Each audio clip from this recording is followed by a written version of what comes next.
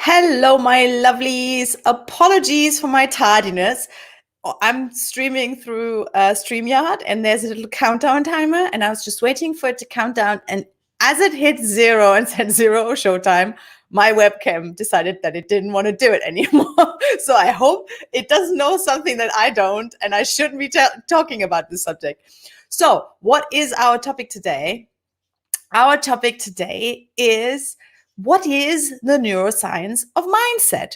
So if you know me at all, if you've been following me for the shortest amount of time, you will know that I am not a big fan of woo-woo, unproven strategies in the personal and professional development sphere. And mindset might on the surface sound like one of those woo-woo concepts, but it really is not. And today I'm going to give you all of the neuroscience background that I can fit into approximately 10 minutes of video. So stay tuned.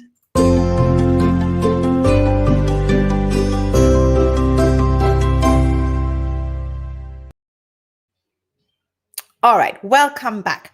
So in case you don't know me yet, my name is Henrike Schmidt. I am the whole brain coach, and I generally describe what I'm doing, which is neuro coaching, as transformational life coaching with the brain in mind, because it is very, very helpful knowing the underlying processes so you can adapt this knowledge to whatever situation you might find yourself in. So if I were to just say, okay, this is your specific situation, you do this, this, this, and this, then if the situation changes just slightly, you might not feel that you know how to respond to that situation. So that's just by the by. So today's topic, mindsets. So to lead into the topic, I looked up on Google what Google's definition of mindset was. And it said, mindset is the established set of attitudes held by someone. The established set of attitudes held by someone. I wasn't satisfied with that, so I kept looking, and Gary Klein, PhD, wrote on Psychology Today, a mindset, singular, is a belief that orients the way we handle situations, the way we sort out what is going on and what we should do. So that is already getting closer. So I did my own, and let me read it out for you so I'm not going to mess it up. So what I came up with is that a mindset is not just one belief, but it's a collection of beliefs, assumptions, and this is important, it's conclusions that we've drawn from past experiences. So it's not just the experience, but it's our interpretation of these experiences. And those predictions then influence your brain's predictions, not predictions. So those things, the beliefs, assumptions, and the conclusions drawn from previous experiences influence your brain's predictions regarding your body budget. So the body budget is a term that was coined by Lisa Feldman Barrett. That's the right way, right?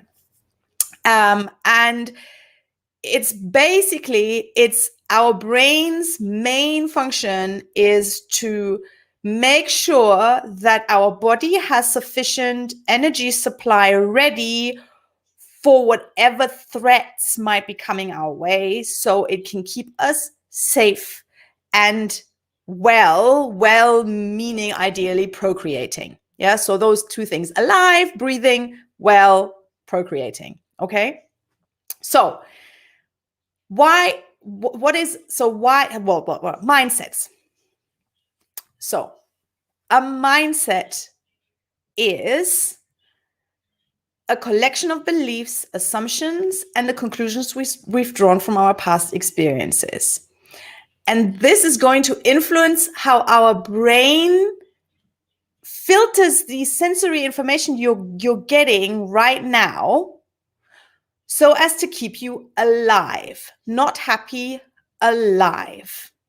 And those assumptions, beliefs, conclusions have worked, at least at some point in the past, to serve this end goal, to keep you alive. But what it's not guaranteeing you to do is to thrive.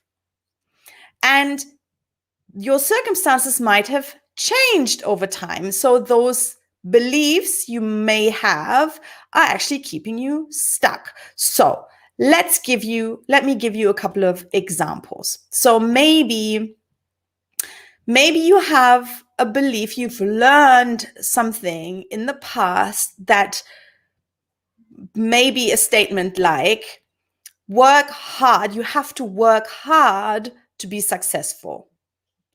So maybe that leads you to today to maybe disregard you approaching a burnout state, because if you don't push yourself extremely hard, that means that you cannot be successful. Yes. So that could be like one extreme of a mindset spectrum. But what mindsets are not are right or wrong or good or bad. They just are. They are a result of your past.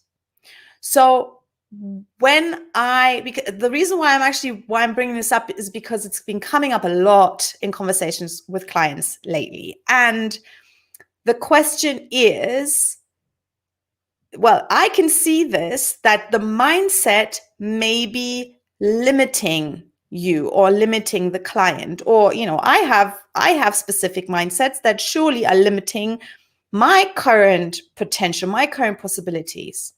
So, the mindset, a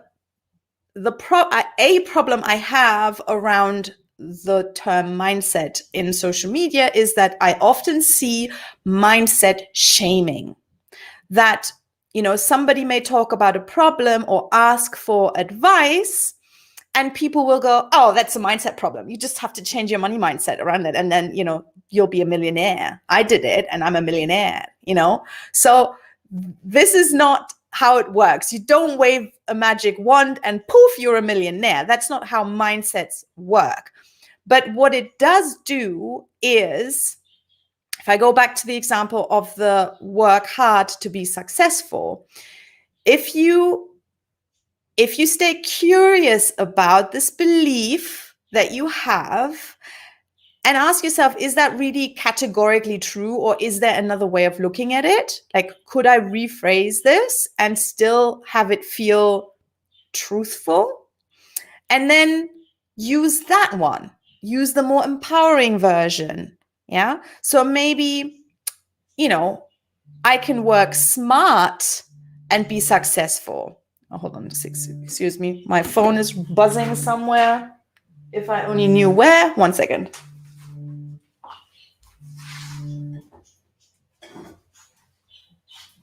Okay, 1 second. All right, sorry. As if my mind wasn't scattered enough already. So every week I'm being drawn away from the camera. So where was I? So replace the old belief with something more empowering that still feels true to you. So this could be, for example, instead of you have to work hard to be successful, it could be something like you have to plan strategically to be successful. And then suddenly, this may mean you can release the thought that you have to be available 24/7, that you mustn't take a day off, that your mental health isn't important, that it's just go, go, go, go, go. Or if you take a break, you'll fall behind. Yeah. So this small shift may already, it's not just may, it will make you more perceptive to new opportunities. And here's some more brain science around this, because your brain has a little filter the reticular activating system, which is an area of the brain that is located just above the brainstem, so where your spinal cord enters your brain. I mean, it's all one system, yeah, but it's there. And the RAS is programmed by you. And by what? By your mindset, by this collection of beliefs and assumptions and experiences and interpretation of those experiences. And it will filter out information, opportunities, people that don't match this picture. Yeah. So different example, for example, if one of your beliefs is, I'm a woman, men always treat me like a sex object, or all men are misogynists, for example, then your RAS is going to say, leave it with me, darling, and it's going to show you all of these situations where you encounter misogynistic men. But it will not highlight those encounters where you're meeting real gentlemen, where you're meeting kind men, understanding men, feminist men. Yeah, because your RAS is saying, okay, this is not what Henrika is looking for. Henrika is looking for proof that her assumptions are correct, because that then does another thing in your brain, which is release specific neurotransmitters that make you happy, because look at this, I was right again. Yes? So here's another proof that I'm right. So these are the reasons why it's important to stay curious around your mindset. So how can you change a mindset, a collection of beliefs? You don't change it by going, all right, I've decided I have a millionaire mindset now. Or I've decided to think that I am the most beautiful woman in the world and every man is treating me like a goddess. That doesn't work, because you still have to believe it. So those mindset changes have to happen in increments. It's what I said earlier, is you find out, that's step number one, you find out what those beliefs really are. So if you're struggling at work, if you're struggling in a relationship, you write down what you believe around men. Like, why do I always fall for the same kind of man? So what is it that you believe about yourself in a relationship? What you deserve in a relationship? What you believe about men in general? Yeah. Why do I always have problems at work? What do I believe about myself in this work environment? Why do I always feel so defensive? So this is journaling work, okay? This is, again, probably not going to happen in one sitting. Yeah, you won't sit down and go, all right, I know exactly what I believe. No, you probably won't. You'll probably have to do this exercise a couple of times, and then you'll go, this is odd. I suddenly remembered the story of when my boss told me that I would never amount to much. I would always be an inferior worker or something like that. And then you go, so that's the experience I've had that I'm made to mean that I will never be successful in this kind of job. If I ever try to be, a leader, then people would find out that I'm just a fraud. Something like this. Yeah. So that's step number one, is identifying those thoughts that you have about yourself, about other people, about circumstances that all contribute to make up your mindset. And then you slowly, you replace them with something just a tiny bit better, a tiny bit more empowering, more true, that you can still believe. Yeah. So to go from, I will never be successful in this job, or I can never make it as an entrepreneur, or I will never find a partner, who loves me because I'm not lovable, for example, then you just go, okay, so I am able to acquire skills that will make it easier for me to set out on my own and to be successful as an entrepreneur. Yeah, that's a small step just to say, all right, I can do it. Yeah. Or I don't have these skills yet, but I can find out where to acquire them. And about not being lovable, you can say, okay, so I am working on my beliefs around my self-worth. And I know that I matter, that I know that my smile makes people smile, or I know that I am important to my parents. I know that I'm a good friend. Yes. So you're slowly, you're turning the dial into the positive direction. And you will notice a subtle shift. Maybe you won't. Maybe you won't notice it right away. Maybe you won't notice some people notice a big shift. Some people notice small incremental shifts, and other people look up half a year down the line and go, holy shit, how did I end up here? This is completely different. I didn't even notice how different I had become, and how different that made my whole outlook on life. My circumstances have changed. Yeah.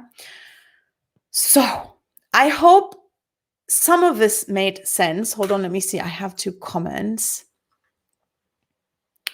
Yes, absolutely. So Malcolm is saying, yet being a very big word in your conversation with self. Absolutely. So this is a big lesson you can learn from Carol Dweck, who is the author of Mindset. And she's coined the terms growth mindset and fixed mindset, which I talked about last week, 2 weeks ago, not long ago. So yes. So if you just add yet on things that you usually go, oh, I can't do this yet. Yeah. There's nothing is stopping you. And another hack I would like to share that will help you, subtly shift your mindset is to stop yourself from saying, I am unsuccessful. Yeah. Because all it is that you feel unsuccessful right now.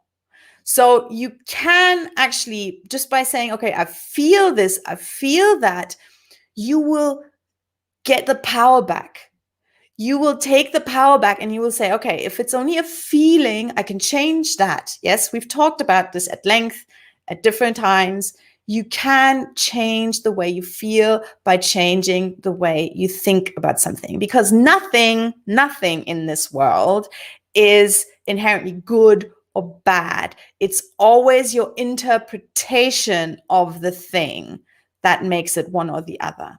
So a good friend and my coach told a story a little while ago. I may have shared this before, but I found this so impressive. So he got stopped by the police after taking a turn at a stoplight, and he hadn't stopped, or I think it was a red light actually. So not a stop sign, but a red light. And he was stopped and he was given a fine, quite substantial one. But instead of being upset about this, he said, thank God, because I had absolutely no idea that I had done this. I was zoned out. I didn't pay attention, and I turned at a red light and I didn't even notice. So what a gentle reminder that was to pay more attention, to get a ticket, rather than actually running somebody over and injuring or even killing somebody. Yeah.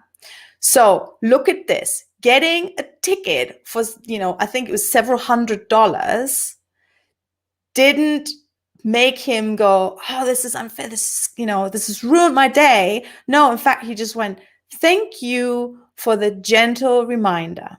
So, and that is a very good reminder. And my way of wrapping this up is for you to, stay tuned in to what's going on and to, try and reframe things, flip them on their head. Yeah. So whatever crappy thing may happen to you today or tomorrow or at the weekend, yeah, try and see the silver lining. What can I actually learn from this? What lesson is this for me? How can I take this new knowledge and apply it to my life for good? All right, so this is it for me today. I love you too, Jamie. I'm so happy you're enjoying yourself. So I will be back here next Tuesday, 5 p.m. Central European Time, which is 11 a.m. Eastern Standard Time. My name is Henrike Schmidt. I'm the Whole Brain Coach, and I hope that you will stay safe and you will stay healthy. And I would love to hear your progress in subtly changing your mindsets in the comments below. Until then, take care. Bye. Okay, now I have to find my outro. Close the window. Bye.